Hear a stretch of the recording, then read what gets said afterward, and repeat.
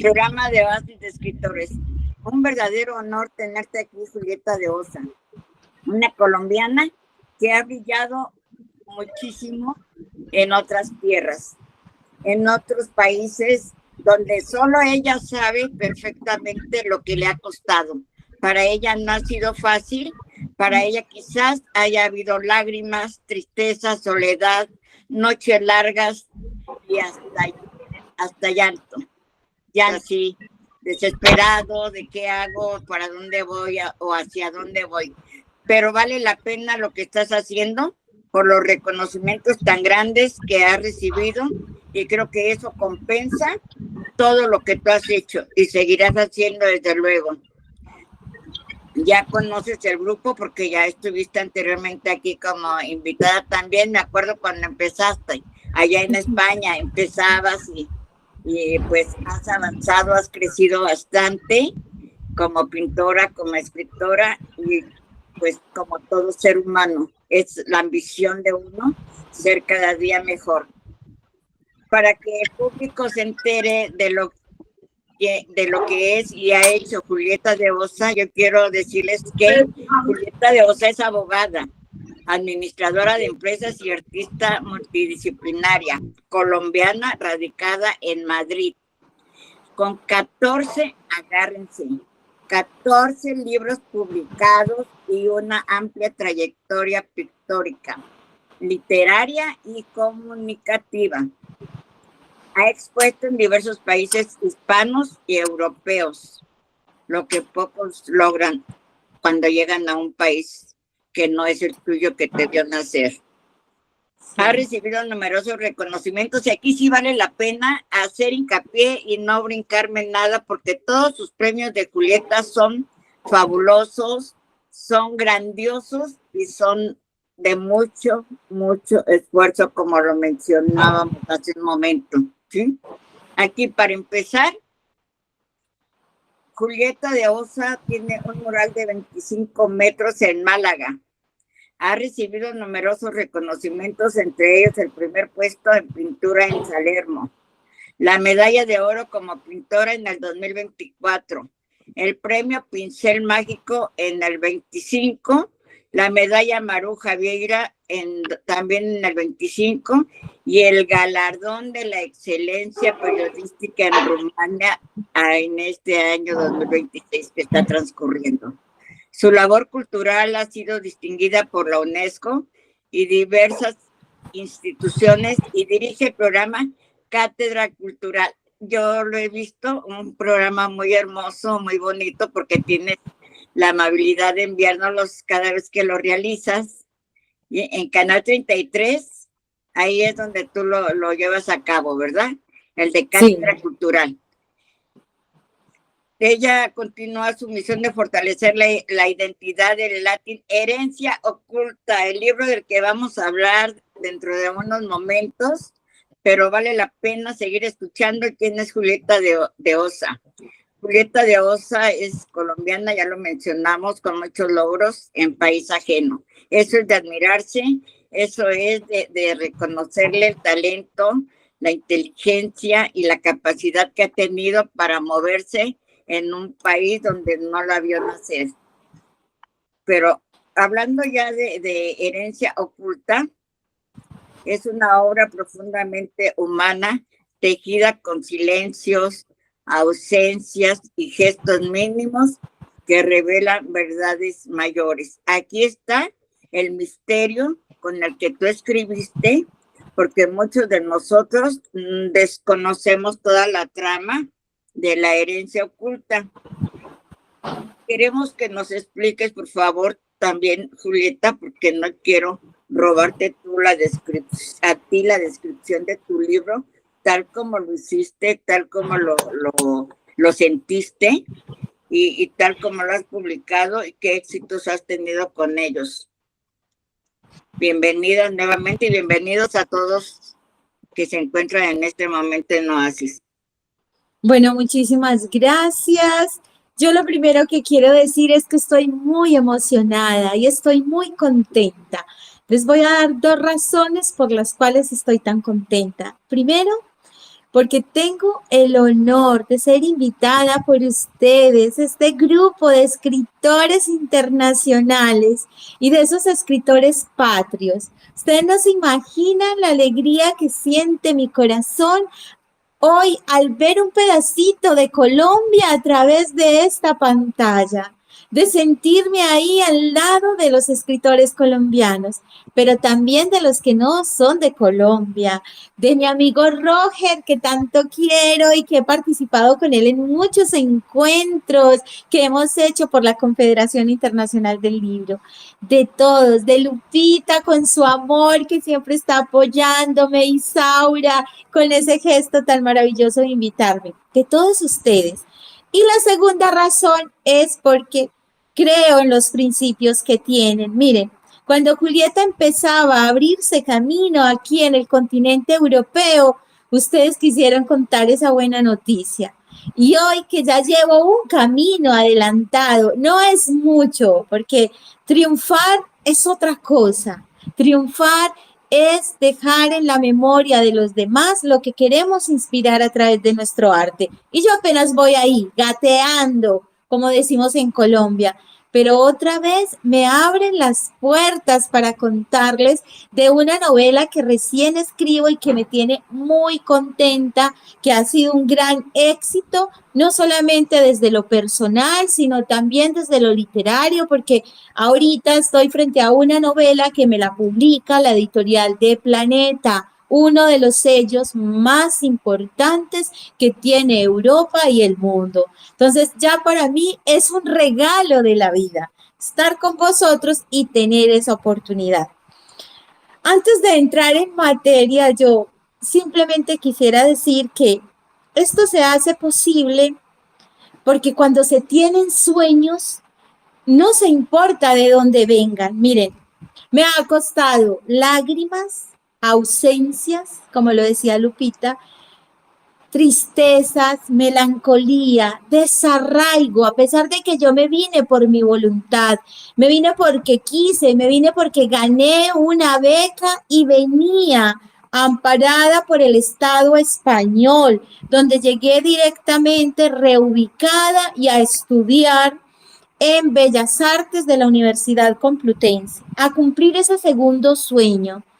Los que me conocen saben que yo soy en la parte artística autodidacta, que aprendí a través de ensayo y error, y que un sueño que tenía ahí colgado era serme profesional en artes, que ahora lo estoy logrando. Ya llevo 2 semestres, 2 años estudiando aquí, y que fue lo primero que me abrió las puertas para llegar a este continente europeo.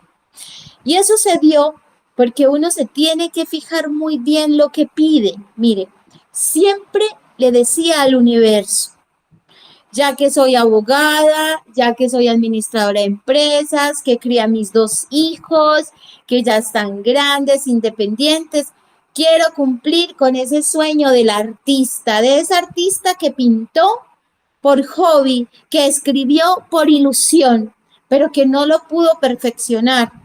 Y el universo me escuchó. Por eso es que hay que saber qué le decimos al universo, porque él nos responde. ¿Y cómo me respondió?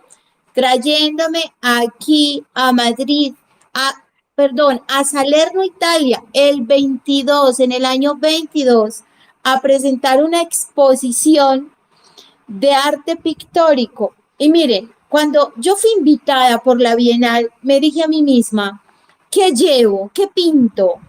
Y ahí viene esa segunda parte que es tan importante, que yo le pongo en sí el éxito que he tenido, y es no olvidar nuestras raíces. A pesar de que estoy en otro continente, en otra cultura, sigo contando lo que es Colombia a través de mis letras y a través de mi arte. Entonces me preparé una serie de obras, de 22 obras, pintando el café colombiano, desde la siembra, la recolección, el fruto maduro y la puesta en mesa. Y me vine rompiendo mi cochinito, como decimos en Colombia, es decir, todos mis ahorros, y me vine hacia aquí a presentar mi obra. y dándole gracias a mi Padre Creador, porque siempre he estado acompañada de Él, que no solamente fui recibida como una buena pintora hispanoamericana y escritora, sino que me gané un primer premio en realismo natural, que fue lo que me trajo a este continente europeo. Entonces, eso me deja de enseñanza, que es lo que le quiero compartir al mundo, y es, no hay que cambiar lo que somos, tenemos que seguir siendo orgullosos de esas raíces humildes, campesinas, de ese primer contacto de Julieta con la tierra que le permitió seguir pintando sus obras ancestrales y que hoy, gracias a Dios, me han permitido abrir tantas puertas. Hoy, aparte de los 13 libros que tengo publicados en Colombia, tengo ya 2 aquí en en España y 2 por salir. Estaba un poemario que se llama Raíces de Luz, que me lo publicó la editorial Siapi Malión, una de las editoriales más prestigiosas de Madrid, que la dirige Basilio Rodríguez Cañada. Y ahí, ¿qué hice en ese poemario? Siendo fiel a mis raíces, a mis ancestros, escribí sobre las culturas guaraní, maya, quechua, y se me escapa la otra, eran 4. Lo que quise hacer fue unos relatos poéticos con rima, donde reconectaba de nuevo a todos los seres con nuestros ancestros. ¿Cuántos lo hemos olvidado? No sabemos cómo eran los rasgos guaraní, ya no recordamos cómo eran los rasgos maya. Y yo hice una investigación para tratar de sacar esos rasgos y pintarlos a través de mi obra, porque ese primer libro, ese primer poemario llamado Raíces de Luz, que hace un homenaje al canto ancestral, fue muy bien recibido en Europa, sobre todo en España, en una ciudad cosmopolita que acepta todas las descendencias del mundo. Les llamó mucho la curiosidad conocer acerca de Hispanoamérica, de todas estas raíces indígenas. Y ese es el segundo logro que obtengo aquí, y es apostarle a seguir mostrando nuestra tradición hispana al continente europeo. Y ya luego llega Herencia Oculta. Hasta ahí como voy, ¿qué les parece? Si hay algunas preguntas, cuénteme. Vas muy bien, nos estás contextualizando en el recorrido literario y el recorrido pictórico, artístico. Muy bien. Bueno,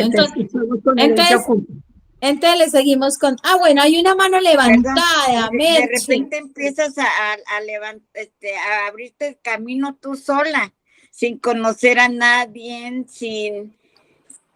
solamente luchando contra ti misma es que logra uno las cosas. Vamos a darle oportunidad a Merche, que ha levantado su manita.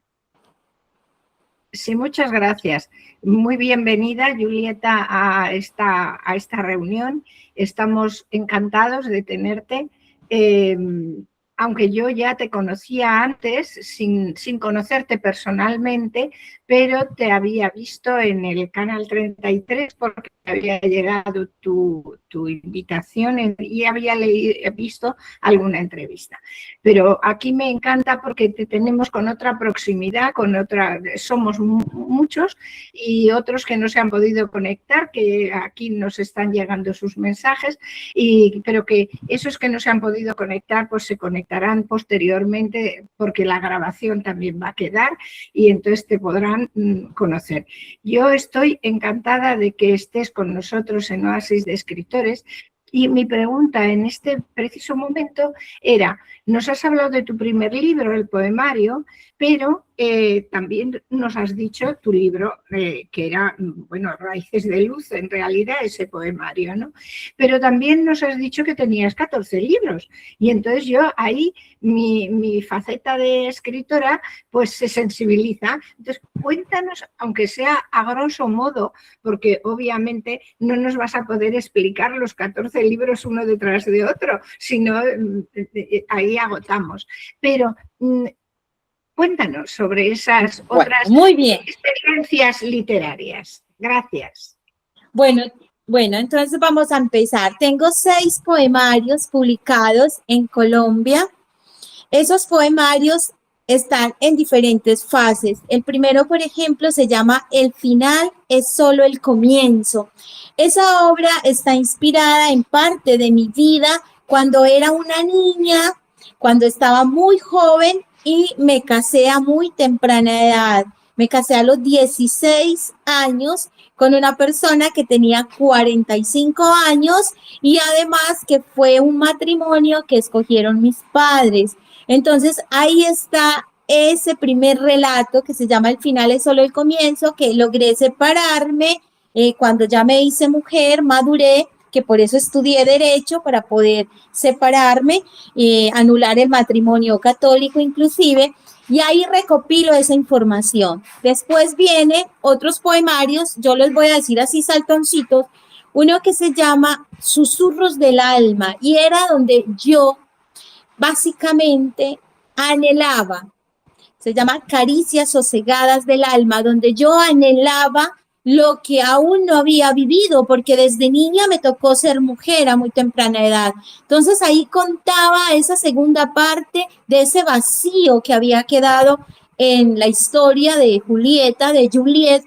Entonces lo que hice fue desde el amor, desde el perdón y sobre todo entendiendo desde esa parte humana que mis padres, porque al principio sentí que me habían vendido, pero luego pude entender que era que simplemente por el desconocimiento, porque mis padres son completamente campesinos, iletrados, sin ningún grado de escolaridad, solo querían lo mejor para mí.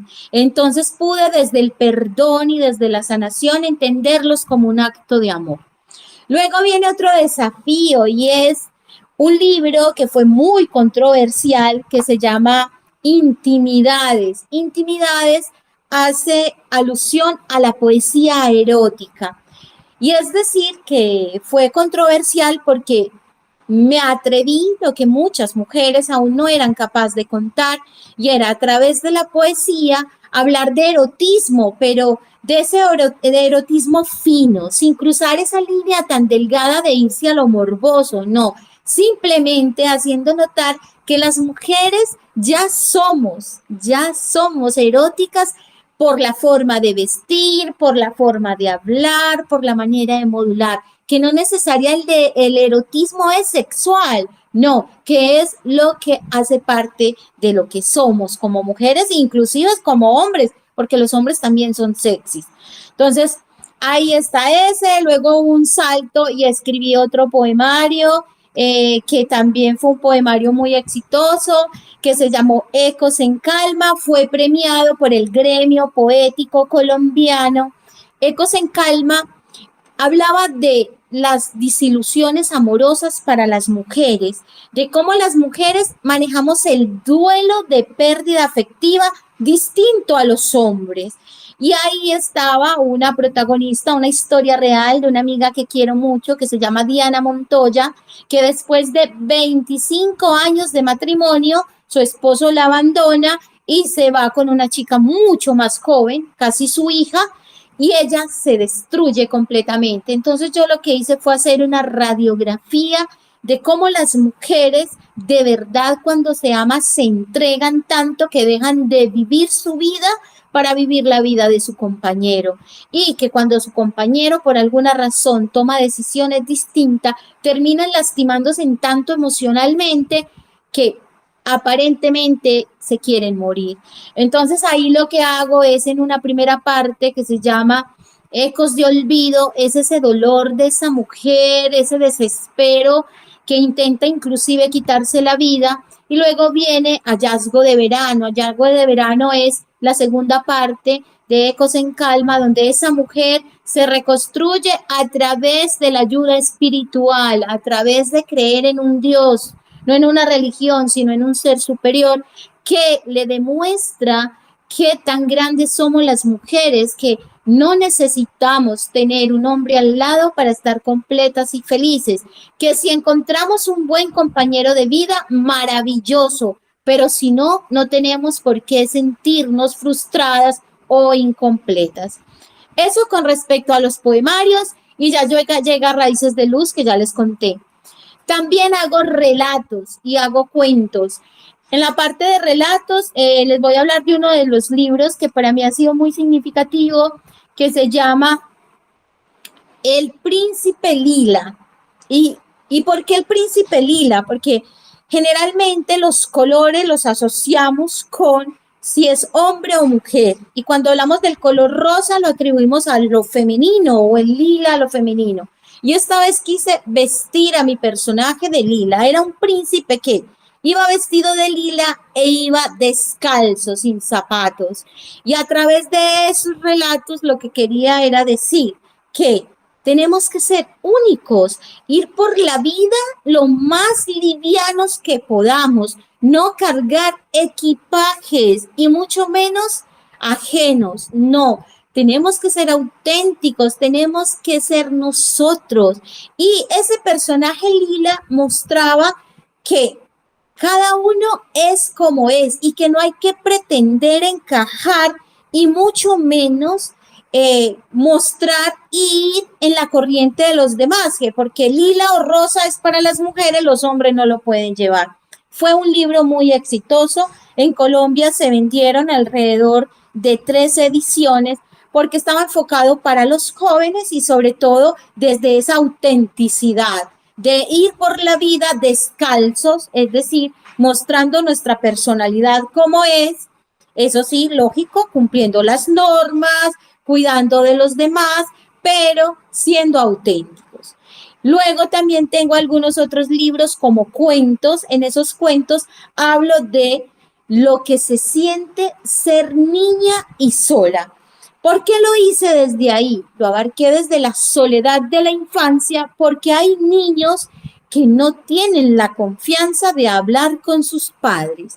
Entonces, a través de algunos cuentos guiados, les hablo a los papás, más que a los niños, de cómo hay que ganarse la confianza de los hijos. Hay que aprender primero a ponerse en su mundo, en su nivel, en ese nivel fantástico, en ese nivel humano para lograr entender. Lógico, llevando la norma consigo, pero desde el amor, no desde la imposición. También fue uno de los libros de cuentos muy bien vendidos y muy bien aceptados, precisamente porque más de contarle el cuento al niño, era contarle el cuento al padre, para que los padres despertaran y se pusieran a ese nivel, al nivel en que está el infante. Y luego, en Colombia tengo 2 novelas publicadas. Esta es mi tercera novela que publico aquí, que ya les voy a hablar, pero les hablo de alguna de las de Colombia. Hice una novela que está entre el género fantástico y misterioso, que habla de una mujer que elige la soledad por opción, no porque le toca. Y bueno, ahí desnudo mucho de lo que yo soy, de esa mujer que se concentra en crecer como persona, en aprender, en seguir explorando el arte, en seguir construyéndose ella. Y la soledad no la ve como eso tan terrible, la ve como esa aliada, porque si no hubiese estado tanto tiempo sola, yo creo que no me hubiese alcanzado para hacer todas las cosas que he hecho, para haber tenido los 14 libros publicados, próximamente 17, porque hay 3 a punto de salir, que ahorita les contaré. Entonces, eso hace parte de mi trabajo literario en Colombia. Y bueno, de estas obras que les acabo de mencionar, algunas se han llevado a otros idiomas, a otros países. Ahorita, por ejemplo, Raíces de Luz, este 25 de septiembre, aquí en Getafe, que es una comunidad de Madrid, se presenta en rumano. O sea, ha sido tan exitoso mostrar a Hispanoamérica a través de los ancestros aquí en Europa, que ya la comunidad rumana se interesó en esta obra y la tradujo toda al rumano. Pinté algunas otras obras y además que hay un regalo muy bonito, y es que en esta segunda obra logré conseguir traducciones originales nativas en quechua, guaraní, aymara y maya, que van a ir complementando el libro. Algunos poemas están traducidos en esa lengua. Entonces, me emociona demasiado porque siento que es devolverle a mis ancestros, reivindicar su lengua que se está desapareciendo y que la gente joven ya no la recuerda. Entonces, siento que es una manera de inmortalizar esos lenguajes, esas lenguas que a mí me hacen sentir tan orgullosas. Ahí está la respuesta de mi producción literaria. Me encanta, Julieta, me encanta y me alegro de haberte hecho la pregunta porque esto nos ha dado mucha más visión sobre tu evolución y sobre tus intereses personales que sinceramente te tengo que decir, admiro porque sí. Yo que tengo un libro de niña triste a abuela feliz, en ese de niña triste es un periodo de mi vida de soledad y entonces oírte hablar a ti de lo productiva que puede ser la soledad me alegra un montón porque me parece que es algo que podemos transmitir y que bueno, te felicito enormemente. Y ya dejo paso a algún otro de mis compañeros que seguro que tendrán otras preguntas también muy interesantes para ti. Muchas gracias.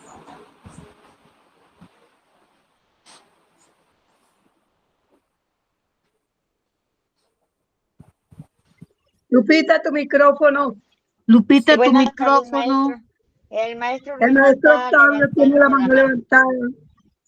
Muchas gracias, saludos a todos. Julieta, qué interesante historia nos has contado. Es muy loable todo esto y como bien dices, la soledad muchas veces es el compañero de la creación.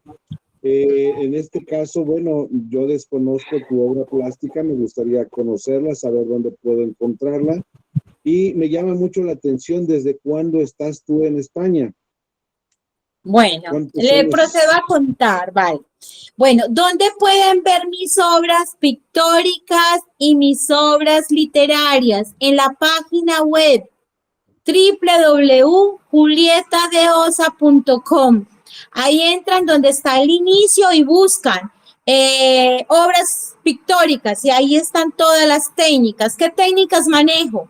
Acrílico, óleo, acuarela y pastel. Pastel es la última técnica que he aprendido aquí en Bellas Artes. Yo no sabía hacer pastel como lo llamamos en Hispanoamérica o aquí se llama resina pigmentada. Y lo aprendí y ya tengo varias obras que inclusive ya he hecho exposiciones aquí en Madrid con la técnica pastel. Entonces, ahí está la primera parte. La segunda, llevo exactamente cumplidos el mes pasado 2 años aquí en Madrid.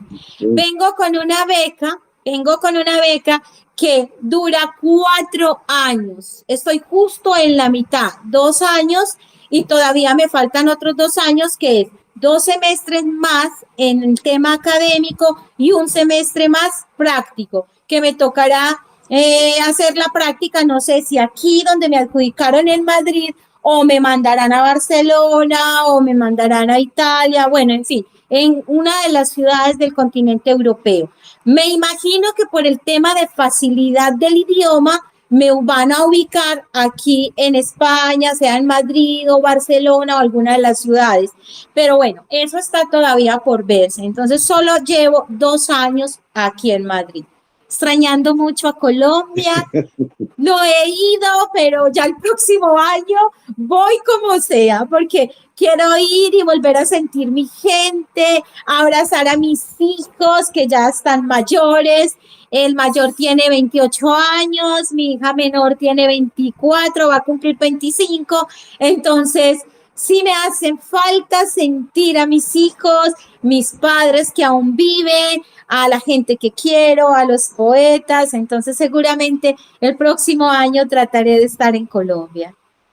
No, pues muchísimas gracias, adelante, estaremos muy pendientes. Gracias. Sí, gracias. Bueno, si Isaura. No hay más... Sí, Isaura, aquí está con su manita levantada.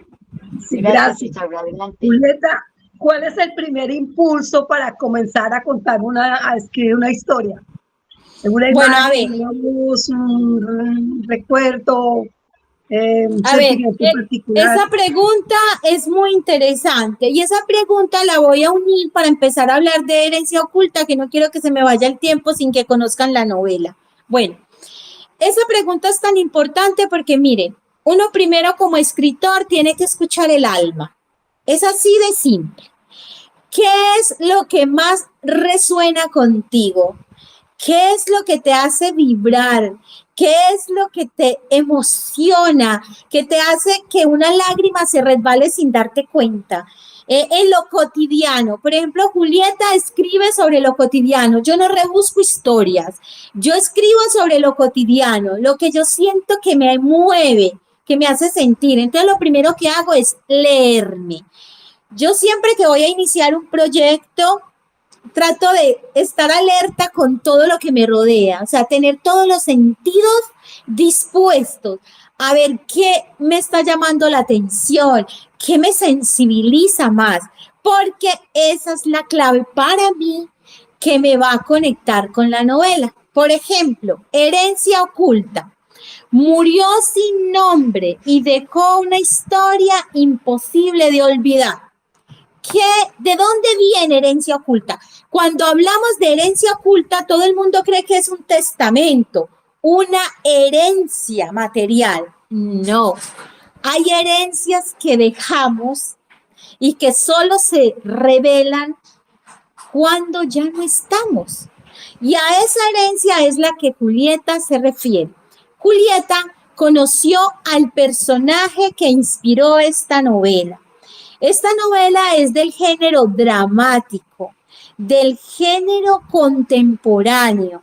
Y es que efectivamente conocí una persona que era un cineasta muy exitoso, muy reconocido, famoso aquí en la provincia de Ávila de España. Pero se dedicó a vivir el éxito, el dinero y la fama, olvidándose de lo más importante, la familia, la humanidad, los amigos y lo que realmente vale la pena.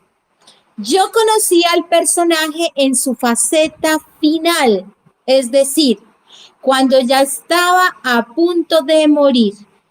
Él que había vivido de una forma, porque cuando yo desnudé al personaje, muchos me decían, pero Julieta, ¿cómo te inspira un hombre que fue infiel, que no respetó a los amigos, que abusaba de las mujeres como trofeo, que además de eso no pensaba sino en dinero, en fama y lo demás? Pero eso no fue lo que me llamó la atención. Lo que me llamó la atención es que él no tuvo tiempo de reparar y de perdonar y de buscar. Cuando él quiso hacerlo era demasiado tarde. Y ahí está la esencia de mi obra. Es que a través de unos personajes que creé, personajes secundarios que se convirtieron en primarios, le dejo claro a la humanidad que no hay que esperar para estar mal, para perdonar, reparar y sobre todo buscar en nuestros adentros y hacer las cosas bien. Y efectivamente fue lo que más le gustó a Planeta. Mi obra llegó a Planeta yo sin conocer a nadie aquí en España, porque yo me vine sola, no conocía a nadie. Me tocó adaptarme completamente sola a otra cultura, a otra forma de vivir, a otra forma de estudiar. Les está hablando de una mujer que ya tiene 51 años, que no es una chavala, como dicen aquí, o una jovencita, como llaman en Colombia. Le tocó adaptarse sola y en esa adaptación pudo sentirse inspirada por la vida de una persona que no era ejemplo, pero que yo que estoy en este camino del reconocimiento, de llegar lejos, no quiero que me pase, ni quiero que le pase a nadie. No quiero que eso mundano, que es que no estoy diciendo que sea mal ser exitoso o tener fama o tener dinero. No, no estoy diciendo que sea malo. Estoy diciendo que no nos podemos dejar deslumbrar de ese tipo de cosas que nos alejen de lo verdaderamente importante. Por ejemplo, mi protagonista tenía 3 hijos, 4 hijos. Nadie lo sabía hasta cuando murió y salió un testamento. No les hago más spoiler, solo les cuento eso. Entonces, hace parte de esa humanidad. Y esa obra se ha convertido en éxito precisamente por eso, porque cuando la leen, cuando se identifican con situaciones complejas que vivimos todos los seres humanos y que a veces ese ego nos domina, de pedir perdón, de ir a reparar en el otro, que a veces lo dañamos porque ni nos damos cuenta, porque estamos tan distraídos por las cosas materiales que dejamos que simplemente el otro se quede con un dolor o con una ausencia que les causamos. Eso hace parte de herencia oculta, de esos secretos que se ocultan. ¿Qué familia no tiene secretos ocultos? De esos legados que dejamos. Ojo, hay una cosa muy importante y es, todas las familias tenemos un legado que dejamos en nosotros.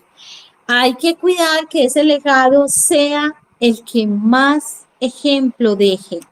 No estoy diciendo que no hay que equivocarse, claro que sí, hay que equivocarse, pero hay que tener el valor de asumir las consecuencias de los errores, no de esconderlos, no de taparlos, no. Hay que tener la capacidad de perdonarnos y pedirle perdón al otro, que yo creo que si fuéramos capaces de hacerlo, el mundo sería diferente.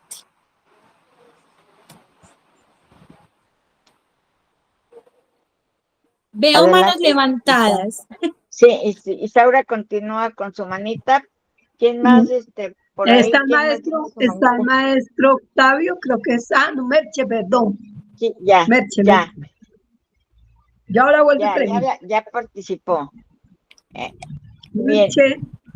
Pues de una manera u otra nos estás mostrando la Julieta que eres, una mujer llena de mucha sensibilidad sobre todo, y de mucho talento, tanto como escritora y como artista visual. De veras, Julieta, que a mí me dejas impresionada con tus cosas que has hecho. ¿Por qué? Porque te conocí anteriormente en un programa muy diferente. Ahora ya, no sé, has crecido. Felicidades. Por ahí levantó alguien la mano. Yo, por favor, si quieres continuar, Isaura, perdón. Sí. Adelante. Julieta, ¿cómo es tu disciplina al escribir y cuál es la etapa que más disfrutas o con la que más sufres? El primer borrador, cuando pules los diálogos o cuando cierras la obra. A ver, yo creo que yo disfruto con todo, o sea, desde el principio al final, pero sí soy muy cuidadosa, sobre todo cuando estoy pintando las obras. ¿Por qué? Porque los diálogos simplemente escucho el alma y me dejo guiar. Otra de las claves que yo tengo, que considero valiosas, es que me pongo en la piel de cada personaje. Es decir, yo me puse en la piel del amante, de la mujer que le destruyó el hogar. Y me sentí así, la malvada, la mujer sin escrúpulos, la que no le importó que tuviera una familia, en fin. Entonces, vivo cada personaje desde mi ser para poder conectar con lo que hago. Y cuando ya termino esa parte literaria, esa parte gramatical, me dedico a pintar las obras. Todas mis obras, todos mis libros van acompañados por mis pinturas. Herencia Oculta, en la página web podrán ver las imágenes. Tiene 11 imágenes pintadas por mí. Y ahí es donde viene la parte que más disfruto, y es que es lograr que lo que yo conté en letras lo pueda pasar a la pintura. que en imágenes logre transmitir más inclusive que lo que dije con la palabra. Y cuando por fin veo esa imagen consolidada, esa historia que cuento a través de ese rostro o a través de esa escena, es donde realmente lo disfruto y digo, lo logré, pude, estoy siendo coherente con lo que pinto, con lo que escribo y estoy llevando un mensaje a mi lector inclusive más amplificado porque lo estoy reforzando con la imagen. Yo les cuento un poquito de la parte técnica de herencia oculta para que tengan una idea. Yo les decía que la novela está construida en un género dramático. Es una narrativa contemporánea y su estructura es lineal. Abarca varias décadas divididas en capítulos que tienen ritmo entre sí y ese ritmo es ágil. Es un estilo directo, introspectivo. Otra de las situaciones que yo creo que ha sido una buena apuesta es que cuando se escribe una novela hay que ser preciso. No hay que escribir frases muy largas, no. Hay que escribir frases sentidas, humanas, pero cortas. ¿Por qué? Porque las novelas llegan a todo tipo de lector. Cuando yo hago una novela en un lenguaje muy elevado, hay lectores que no se conectan con ella porque no la logran entender. Miren, yo presenté, les cuento como anécdota, presenté esta novela hace menos de 8 días en el pueblito donde nació la novela, que se llama Navalperal de Pinares, de donde era el artista, más que el artista, era mi personaje. ¿Cómo les parece que la mayoría de personas de ese pueblo son gente campesina, gente nativa del pueblo, con un grado de escolaridad básico? Yo lo presenté hace más o menos 8 días. Ayer estuve por el pueblo y ya me encontré con gente que ya se ha leído más de la mitad de la novela. ¿Y sabe qué me decían? Me encanta lo fácil que es leerla, cómo yo la puedo entender a pesar de no haber estudiado tanto. Entonces, ahí está. Así es Herencia Oculta. Un lenguaje completamente sencillo, claro y directo. Pues fíjate que es una de las características que debemos de tener todos como escritores, que si no puede llegar al lector verdadero, no puede identificarse nunca con el personaje. Antes de que yo te haga una pregunta, le vamos a dar oportunidad a Roger. Adelante, Roger. Buenas tardes. Él está en Perú. Hola Julieta, ¿cómo estás? Un gusto saludar a todos. Es muy grato verte aquí y compartir con nosotros tu obra.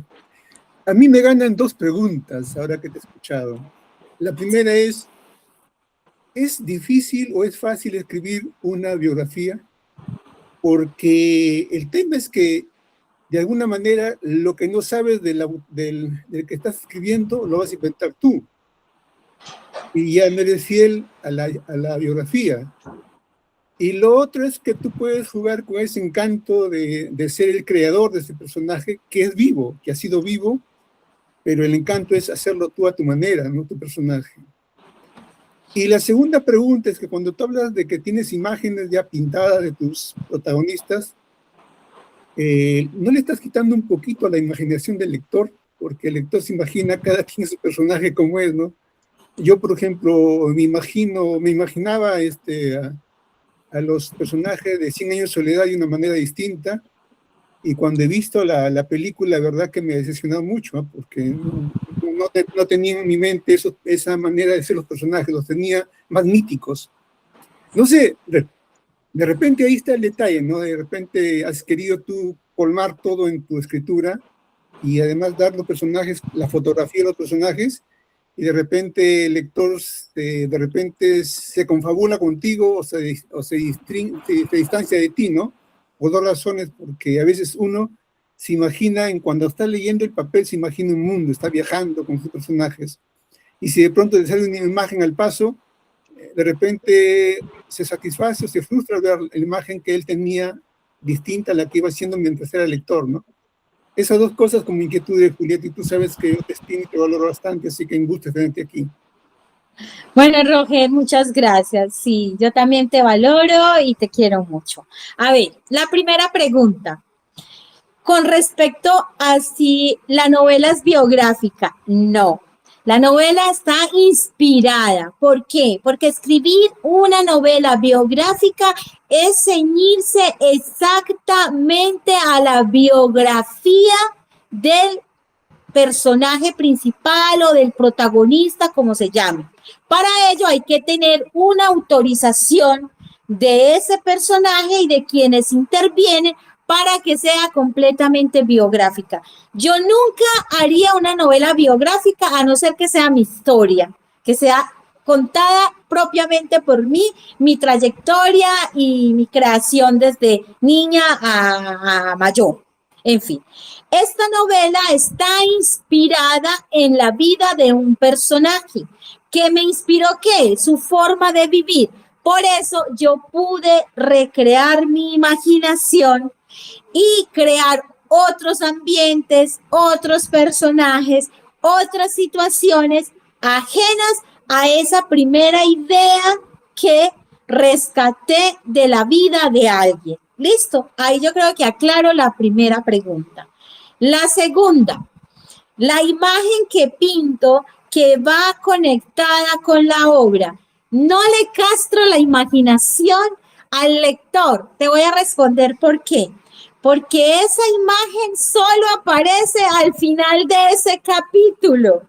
Entonces, es divertido porque durante todo el capítulo el lector está jugando con esas imágenes literarias que yo he creado a través del relato, a través de la historia, y cuando llega a ese final del capítulo se encuentra con el rostro o con el ambiente o con la situación que yo le contaba a través de la gramática, y cuando llega a ese final ve a través del pincel esa historia que yo le conté como yo la vi, y es muy divertido porque me he encontrado a través de las críticas literarias que le han hecho a la novela que muchos coinciden con lo que yo pinté, inclusive otros me superan en mi pintura, es decir, tienen más creación pictórica que la misma autora quien ha desarrollado la historia. Entonces, ese ha sido algo a favor, es jugar con la mentalidad del lector. ¿Para qué? Y lo hice fríamente calculado, porque a mí lo que me interesaba era que el lector estuviera atrapado todo el tiempo y no se aburriese de la novela. Por eso la editorial Planeta vio potencial en esta novela y generosamente me publican a través de uno de sus sellos. Adelante, Roger. Roger. Micrófono. Muy bien, Julieta. Simplemente te hacía esas precisiones para que tengamos la oportunidad de saber más sobre el libro. ¿No? Y es interesante cuando tú haces la diferencia en que no es una biografía, sino es una inspiración, porque la biografía es más de todas maneras el autor, así sea una biografía, un autor siempre pone de su cosecha, eso es innegable, ¿no? Es inevitable eso, ¿no? Así sea la historia, la misma historia de un país o lo que fuera, el historiador siempre pone lo suyo, siempre lo va a poner. Entonces, innegable, no hay un límite ahí que diga, bueno, esto es verdad, esto es ficción, ¿no? En lo otro, sí sigo manteniendo un poquito de criterio, ¿no? De que a veces uno se imagina y a veces sobrepasa la dimensión. Porque nosotros sabemos, un escritor, por ejemplo, tiende a hacer un libro y a veces tú tienes de repente una cuestión determinada de lo que es tu libro, pero te aparecen personas que te vienen a contar y que han entendido tu libro de otro modo, o les pareció más interesante una cosa, y luego lo que tú creías importante para ellos de repente no es lo más importante, sino un personaje pequeño le gana de repente al personaje más grande, ¿no? Pero eso es parte de los lectores. O sea, una vez que tú acabas la novela no es tuya, es de los lectores. Entonces los lectores pueden hacer lo que quieran con tu novela en el buen sentido de la palabra. Te agradezco nuevamente y estamos aquí para seguir escuchándote con con los demás compañeros que quieran hacer unas preguntas más hacia ti, Julieta. Un abracito. Muchas gracias, Roger. Sí, Gracias. sí, gracias, Roger. Isaura, nuevamente. Sí, Julieta, ¿qué autor te ha inspirado? ¿Qué escritor te ha marcado tu estilo? ¿Y hasta dónde has utilizado la inteligencia artificial para apoyarte en tu proceso creativo? A ver, el tema de la inteligencia artificial, quiero empezar por ahí. El tema de la inteligencia artificial, yo no la veo como una amenaza. En la universidad inclusive la estamos estudiando como un apoyo. ¿Qué sí veo? Que no hay que entregarle a la inteligencia artificial nuestra capacidad creadora, nuestra idea genuina, nuestro sentimiento y nuestro sentir. A mí la inteligencia artificial me ha servido, por ejemplo, para ordenar un texto, para hacer una revisión ortográfica, temas como esos. Pero sigo defendiendo la humanidad, o sea, sigo defendiendo esa creación genuina. Mira, la inteligencia artificial podrá de una forma u otra ordenar de manera perfecta las palabras, podrá puntualizarlas, podrá darles un sentido, pero no podrá darles un sentimiento. Y cuando yo estoy escribiendo una narración, estoy escribiendo una novela, un relato, eso precisamente no lo va a tener la inteligencia artificial, porque eso es movilizar mis sentimientos, movilizarlos, ese sentir, esa emoción, esa frustración o inclusive esos momentos de rabia, de impotencia, de amor, de pasión. Eso no lo sustituye nada. Entonces, desde ese punto de vista, yo lo tengo supremamente claro que la tenemos que mirar como una aliada para fortalecer algunos procesos administrativos y operativos, pero no nos va a arrancar la humanidad hasta ahora. Yo no sé en unos años qué pueda pasar, pero hasta hoy lo humano seguirá siendo nuestro. Y eso se refleja en una obra. Mire, en la universidad hemos tenido clases donde, por ejemplo, les cuento una anécdota de mi última clase que estábamos viendo la parte digital. Un profesor me pidió que escribiera en la misma clase 2 versos acerca de la soledad, lo que para mí era la soledad. Claro, me dio 20 minutos para que yo me inspirara y yo lo hice y se lo mandé a él por WhatsApp. Luego hizo el ejercicio delante de todos, le pidió a la inteligencia artificial que creara un poema con 2 versos sobre la soledad. Y leyó los 2, sin decirle al grupo de cuál era el de quién y quién el de cuál. Claro, ¿con cuáles resonaban más? ¿Qué los movía más? Créanme que la mayoría de mis compañeros votaron mi poema. Y el poema que hizo la inteligencia artificial estaba mejor organizado. Estaba con musicalidad perfecta. Estaba con rima ascendente perfecta. El mío cumplía con ello, pero no perfecto. Estaba medianamente bien, pero el mío movía sentimientos. Cuando Julieta lo leyó, porque el profesor, después de que se hizo la votación en público y él dijo, lo hizo la inteligencia artificial, lo creó Julieta, le vamos a pedir a Julieta que lo lea. Claro, eran mis versos, yo lo sentía. Entonces yo hablaba desde la soledad como ese compañero de la noche que me permitía inspirarme y navegar en su oscuridad para crear palabras y versos que me motivaban a continuar y seguir adelante. Mis compañeros lo sintieron, mis compañeros lo vivieron. Entonces ahí está una clara respuesta de que no nos va a reemplazar la inteligencia artificial, no nos reemplazará hasta hoy, yo no sé mañana qué pasa. Bueno, contesto la siguiente pregunta.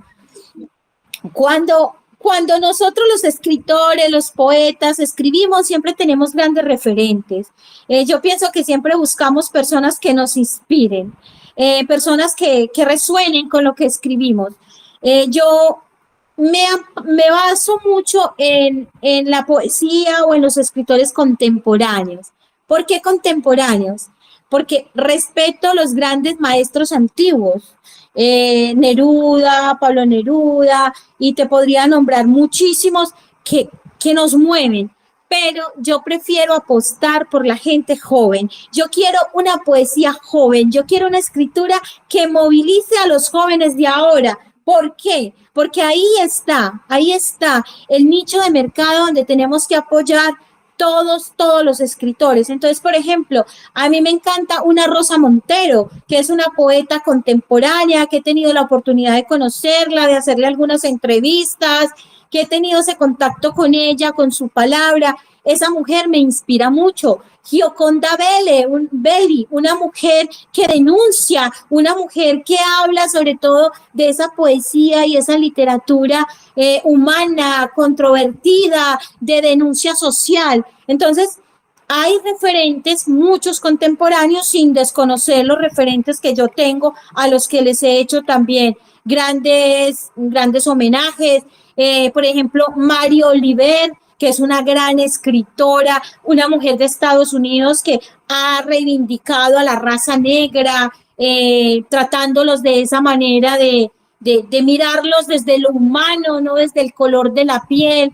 Y bueno, así podría enumerar varios. James Blanding, una mujer que siempre está enfocada en la raza, en resaltar de esa manera los escritores que hablan de identidad, pero de esa identidad pura, de esa identidad inclusive ancestral. Bueno, y así por el estilo algunos más, pero muchos basados en autores contemporáneos. Termina nuestro tiempo, Gracias. nos quedan escasamente 2 minutos. Isaura, ¿alguna última pregunta? Les quiero leer un pedacito, si quieren, un pedacito de la novela. ¿Dónde se consiguen tus libros? Bueno, mis libros están en cualquiera de las plataformas de Planeta, desde Hispanoamérica, aquí en Europa, Corte Inglés, FENAC, Casa del Libro, bueno, y miles de librerías, está en 3.200 lugares en Europa y en el mundo. Y también a través de Amazon desde cualquier país, entonces lo pueden conseguir en cualquier lado. Les voy a leer un fragmento pequeñito que se llama El Paseo Final.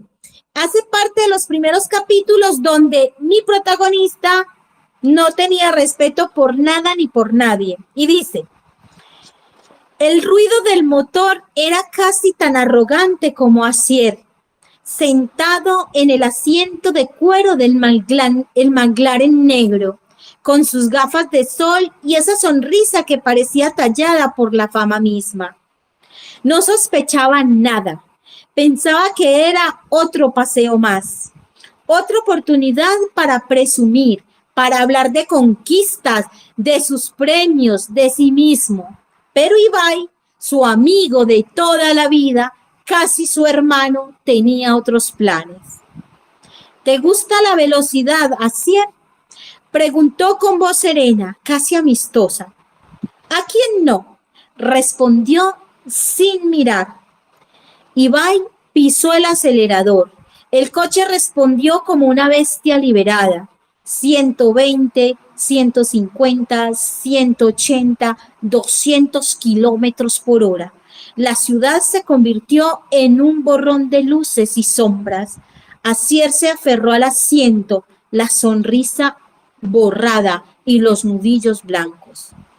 Asier, con palabras entrecortadas, decía: nos vamos a matar, baja la velocidad.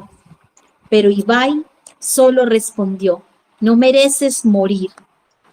¿Qué pensabas cuando me eras infiel con mi esposa y me abrazabas como a un hermano?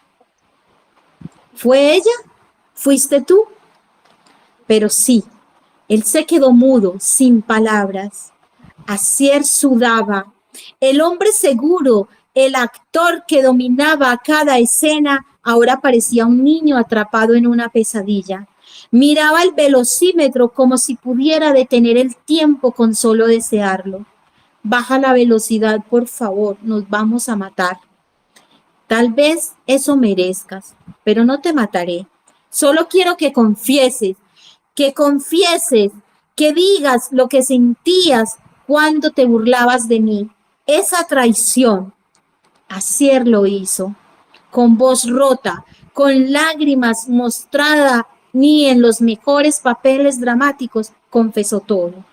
El deseo, la arrogancia, el abuso de confianza, y cada palabra era una herida abierta. Ibai bajó la velocidad, el coche volvió a la realidad, pero Asier no. Él quedó atrapado en ese momento, en esa confesión, en esa caída brutal desde el pedestal que él mismo había construido. Luego sigue el paseo final 2, que no se los voy a contar. ¿Qué pasó al final cuando Asier bajó la velocidad? Su amigo, ¿qué le dijo? ¿En qué terminó la relación? ¿O qué pasó? Ahí se los dejo. Ok, pues esto sería todo, Julieta. Se nos está a punto de terminar el tiempo. Ya sabes que en estos programas así es. Y pues muchísimas gracias por el apoyo, por tu entrevista, por todo lo que bonito que se ha dado en este domingo. Es todo, Julieta. Muchísimas gracias y esperamos verte pronto. Bueno, no, agradecerles a todos ustedes el tiempo, la oportunidad. Gracias por seguir visibilizando a los artistas, a los escritores, por seguir llevando su palabra por el mundo. Gracias a esa labor tan maravillosa que hacen. Muchísimas gracias. Gracias a ti, mucha suerte. Gracias, un abrazo. Hasta luego. Muchas gracias. Besos. Muchas gracias, Julieta. Gracias. Es muy importante la visión que has mostrado. Para mí es revelador cómo de una situación entrevistas y terminas con una percepción muy sentimental, con un gran sentimiento. Muchas gracias por transmitirnos esa forma de vivir. Felicitaciones y muchos éxitos. No, gracias a todos por la generosidad, gracias por los aportes. También aprendí de cada uno de ustedes, de las preguntas, de la manera de mirar mi obra. Muchas gracias. Todo es posible cuando lo luchamos, cuando no lo soñamos, cuando lo creemos. Miren, no hay obstáculo pequeño, no, solamente hay limitaciones que nosotros mismos nos ponemos. Y los escritores tenemos esa capacidad de impactar la vida de otros. Cada vez que escribamos, pensemos en eso, cómo queremos llegar al otro y cómo queremos construir. Hay que construir. Mire, la literatura que más vale la pena es la que construye, la que ayuda al otro, no la que simplemente se hace por comercio, por vender. No, sigamos creyendo que tenemos que escribir para ayudar, para impactar positivamente a los demás. Claro que sí, fíjate que me encantó cuando hablaste de la inteligencia artificial porque tienes tanta razón, la sensibilidad nunca la vas a perder, así estés tú aquí con inteligencia artificial y te digan, esto es inteligencia artificial, jamás vas a compararlo, jamás, porque está tu sentimiento a flor de piel y tu personaje también es el que te tiene atrapada. A mí me encantó la explicación que dices sobre la inteligencia artificial, porque erróneamente hablamos sin saber verdaderamente. No, miren, la inteligencia artificial no tiene alma, no tiene alma. Se escucha muy mal. Hay como un corte, no se oyen bien las palabras. Porque ya no estamos en el programa, Julieta, tú, Merche, ya se acabó la transmisión de la yo la escucho muy bien. Programa. Pero yo les decía, cerrando el tema de la inteligencia artificial, que la inteligencia artificial no tiene alma. Eso es propio de nosotros, los humanos. Eso es propio de nosotros y eso no lo va a reemplazar nada, ni nadie. O sea, no hay que temer, no hay que temer. Miren, yo lo estoy aprendiendo en la universidad. No hay que temerle a la inteligencia artificial. Miremosla como un instrumento más. Miren, cuando llegó el Internet amenazaba y se convirtió en un aliado. Hoy nos podemos conectar de diferentes partes del mundo, ¿cierto? Ahora la inteligencia artificial llegará también para apoyar procesos, pero no podrá reemplazar el sentir humano. Nunca podrá. Jamás. Jamás. Ah, qué bonito, lástima que mucha gente no lo ve así, ¿verdad? Nada Sí. más abiertamente critican y ya dicen, ay, eres pura inteligencia artificial, o cuando lees algo, inteligencia artificial, No, no, señores, no es eso, son no. tus Julieta, sentimientos disculpa, que estás perdón, Marilu. manifestando. Julieta, ¿dónde vives? Yo vivo en Madrid, por el Retiro, por el sector del Retiro, San de Baranda. Ah, ok, Es, muchas es, que- gracias. es que Sarita es de aquí de Guadalajara y entró un poquito tarde, por eso no escuchó. Ella es colombiana radicada en España. Eso sí lo escuché en España, pero no escuché en qué lugar. No, no, por Vivo eso le pregunto. En Madrid, en la ciudad de Madrid. Si yo viviera en Ok, España, pues viviría en Madrid, ¿eh? Sí, sí, es una ciudad muy cosmopolita, de muchas oportunidades, de bastante, bueno, ya sabemos la riqueza cultural que hay también en Europa, pero en España hay unos lugares fenomenales a nivel de cultura, a nivel de arte. Además, hay mucha producción artística, o sea, hay demasiados escritores, pintores, cantantes, o sea, es maravilloso, la verdad. Se aprende muchísimo, se conoce otros estilos, otras formas, entonces es una ciudad muy interesante culturalmente, ¿A muy qué edad interesante. empezaste a escribir, Julieta? Desde que tengo uso de razón, miren, a mí la literatura me salvó. Y digo me salvó porque yo era una niña de muy bajos recursos, una niña campesina. Yo nací en Fredonia, Antioquia. Nací en Fredonia, Antioquia, en una provincia, en una vereda. Y entonces yo, para poder acceder a estudio privado, lo que hacía era ganarme becas a través de mi talento. ¿Y cómo lo conseguía? Escribiendo.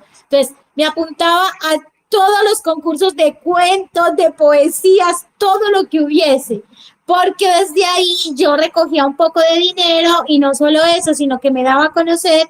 Y cuando terminé la primaria en la escuela rural de Convia Grande, donde estudié, pues me gané la beca para poder ir al municipio, que me tocaba caminar 2 horas diarias por la mañana y por la tarde para poder ir a hacer mi bachillerato. Y como sabía que al terminar el bachillerato mis padres, que eran personas muy pobres, que solamente teníamos una parcelita en el campo y ellos no habían podido estudiar, pues no me iban a seguir dando estudio. Entonces, ¿yo qué hice? Ganarme una beca como la mejor estudiante de la promoción del 92 en Fredonia, para poder que esa beca me la dieran para estudiar en la universidad, y ahí fue donde empecé la carrera de Derecho en la Universidad de Medellín. Ay, qué bonito.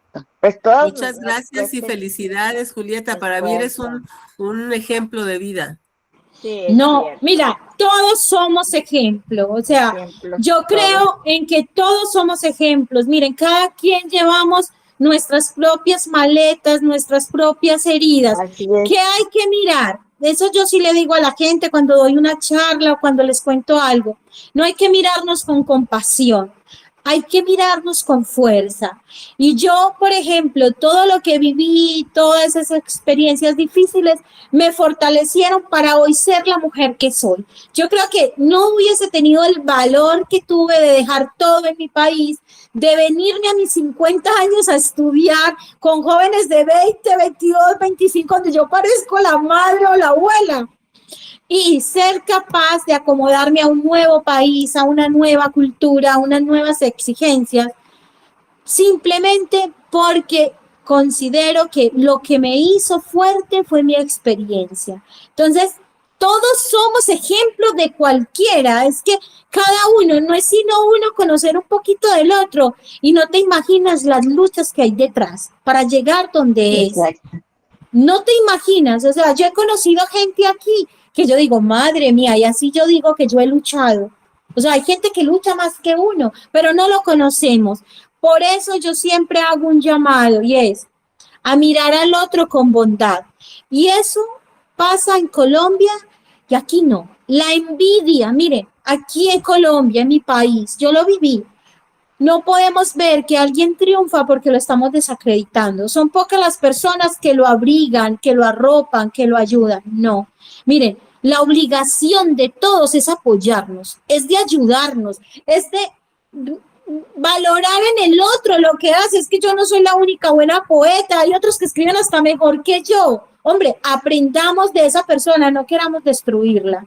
Pero desafortunadamente hay personas tan competitivas que yo digo que están en otro nivel distinto al mío, que no han podido entender que en esta vida vinimos para ayudarnos, para ser felices y compartir las oportunidades que tenemos. Yo por eso en Cátedra Cultural invito gente de mi país, gente que conozco, que quiero que le vean su obra, que cuente lo que hace, porque si yo tuve esa oportunidad, ¿por qué no la puedo poner a la mano de otro, ayudar a Así es. otro? Pues no Entonces, todos piensan ni hacen lo que tú. La verdad, siempre la envidia donde quiera va a existir y lamentablemente muchos hemos sido víctimas y otros en un ladrillito ya se suben a un ladrillito y ya te desconocen totalmente y eres otra persona y no creo que no debe de darse esa situación en el ser humano. sí, es verdad, es verdad. Ok, pues las dejo porque... Yo Bueno, también. un beso, buena tarde, descansen y gracias por todo. Hasta Hasta mañana, luego. Julieta, descansa. Chao, Bye, bye. Buenas gracias, noches. Bye. chao.